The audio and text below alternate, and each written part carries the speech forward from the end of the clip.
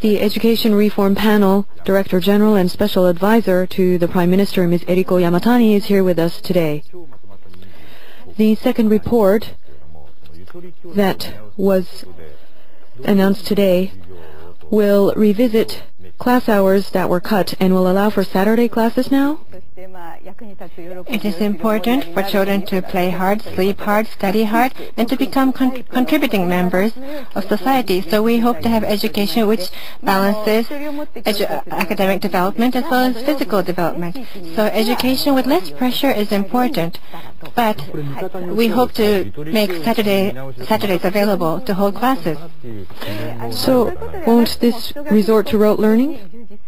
No, it is consolidating basic scholastic skills. And for the first time in 43 years, a nationwide survey of academic aptitude was held.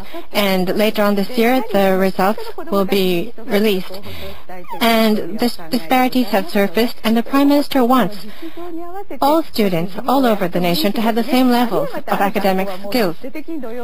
And a lot will be left up to the discretion of the school. So the community can decide how they want to use the Saturdays at school, concentrating on sports or concentrating on academics. Some schools will no longer have 5-day school weeks? So the basic school week will be a 5-day school week, so Saturday will be an option. Another big issue is moral. Will moral education become a new subject? If that happens, what is the difference between the previous classes? The previous classes, that was not an academic subject, so there was no annual timetable drawn up for these lessons. So the lessons were held when the teacher decided to hold them.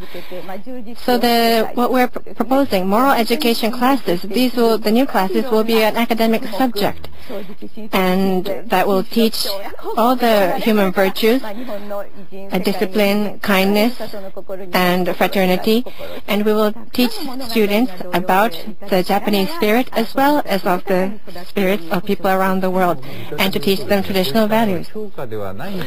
Some people say that that should not be taught as a school subject. Yes, a school subject makes it sound like the children will be graded on their performance, but that's not what we intend. So in that sense, it is different from a normal academic subject. So they will not be graded, but it will still be an academic subject. And the community, the schools can bring in all kinds of people from the local community to teach these classes, and it should be very interesting. How would you grade people on moral education like that? So there will be no evaluation per se. They will not be given grades. Will the teachers be reviewing them in some way? The classes are aimed at making children discover how wonderful human beings are. Ms. Yamatani, please take a look at this. We have talked to the people of Japan about what they think about reform education. This woman says while she thinks the panel is doing a good job, they seem a bit too far removed from reality, and they need to focus on more specific targets. This man says the kids of today are rather thin on morals. He says the subject for fostering morality is necessary. This person says morality is a matter for families, for parents. She is skeptical about schools trying to squeeze children into a certain mold.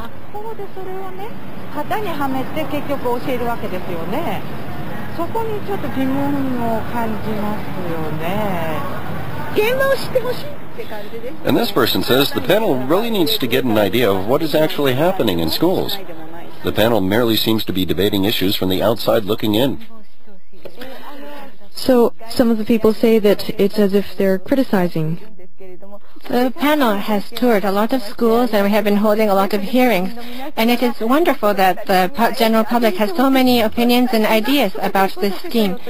And the people of Japan are very interested, I think. It is one of the top priorities for the public, and they are very interested in the outcome of what our panel produces and how the school environment will change. We want the students to be happier and the teachers to be happier. Well, the public has a hard time understanding what kind of debate is going on? Well, that depends on more effort on our part. We have to try harder. We are holding a lot of news conferences, and we're getting a lot of media coverage, and we're very grateful to the media about this. But we have a lot of needs we have to meet, so there are certain limitations, and we also have to work on guaranteeing basic educational opportunities and academic standards. And all of this has to be done at once, so it is a difficult task. In the second report, there were recommendations on child rearing at home. Some people say that they resent government intrusion into the family life.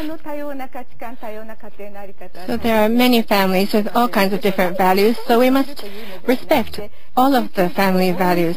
So we are not aiming for a one-size-fits-all. A family must be a place where both parents and children can develop together, and the government hopes to provide opportunities and a suitable setting conducive for that sort of family life. And many parents have anxieties about child rearing, so we want to create a society where everyone participates in the rearing of a child. So we are making policy recommendations which is very accepting, accommodating of all kinds of family values.